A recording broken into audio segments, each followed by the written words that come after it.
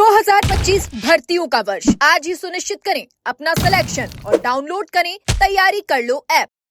लेकिन डॉक्टर साहब के बारे में मैं ज्यादा नहीं बोलना चाहता हूं, क्योंकि वो बहुत लंबे समय से, मैं तो कहता हूं जब से सरकार बनी है तब से दुविधा में है।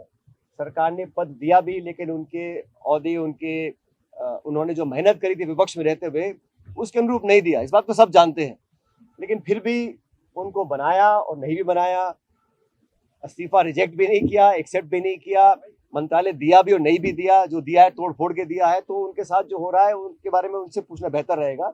मैं तो उतना ही जानता हूं कि चाहे एसआई की भर्ती हो, चाहे ईआरसीपी का इशू हो, उन्होंने अपनी बात को रखा, लेकिन क्या सरकार उनकी बात को सुन रही है? हम लोग चाहते हैं कि निष्पक्षता से, अभी आज गवर्नर के साहब के भाषण में कहा गया इतने लोगों को हमने पकड़ा है जो पेपर लीक में इन्वॉल्व थे, वो बड़ी मछलियां कहाँ है भाई?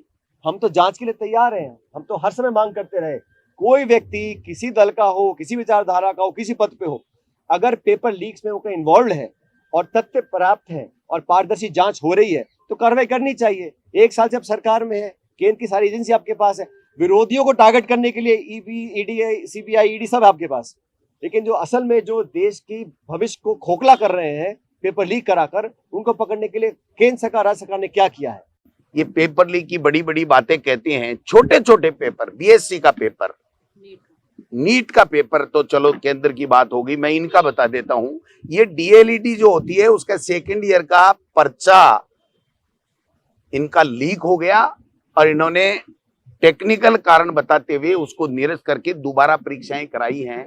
तो ये जब छोटी छोटी ग्रेजुएशन का, पीजी का और यही नहीं करवा सकते, तो फिर ये बड़ी बड़ी बातें करने से कोई फायदा नहीं है। ये जो मगरमच्छ जिनको कह रहे हैं ना, दोनों पक्ष मांग कर रहे हैं।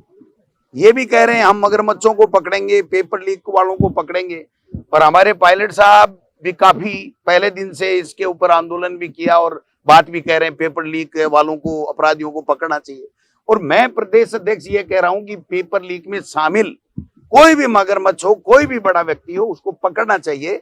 लेकिन ये पकड़ना छोड़ो, आरपीएससी को भंग करने की बात करने वाले आरपीएससी में चेयरमैन नहीं बैठा सके, मेंबर नहीं बैठा सके, और जो 2 सदस्य जो जेल के अंदर हैं जिनको राष्ट्रपति ने निलंबित कर दिया, उनको बर्खास्त करा के आदेश ला करके उनकी जगह नए मेंबर नहीं ला सके।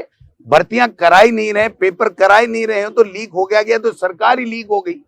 अब किरोड़ी जी के बयान के बाद में सरकार में कुछ बचा है क्या? आप बता दो। तो सरकार लीक हो गई। ये पेपरों की बात कर रहे हैं, छोटी छोटी बातें कर रहे हैं, बड़ी बातें नहीं कर रहे हैं। देखिए, मैं धन्यवाद देता हूं किरोड़ी मीणा जी को कि जो जनता की आवाज को बखूबी से उठा रहे हैं। अभी राज्यपाल महोदय से अभिभाषण के अंदर पेपर लीक के बारे में बड़ी बड़ी बातें कहलवाई गई, और वहीं पे किरोड़ी जी जो लगातार ऐसा ही भर्ती परीक्षा को रद्द करने की बात कर रहे हैं, उस पर कोई बात नहीं की गई। और अब किरोड़ी जी ने आज के लिए छुट्टी नहीं मांगी है, उन्होंने 3 तारीख से छुट्टी मांगी है। आज तो उनको पता था कि आज सिर्फ अभिभाषण है, ज्यादा आज का बिजनेस नहीं है सदन के अंदर, इसलिए उन्होंने आज से छुट्टी नहीं मांगी और वो आ गए। वो मैं ये कहना चाहूंगा, किरोड़ी जी की बात को सरकार को सुनना चाहिए।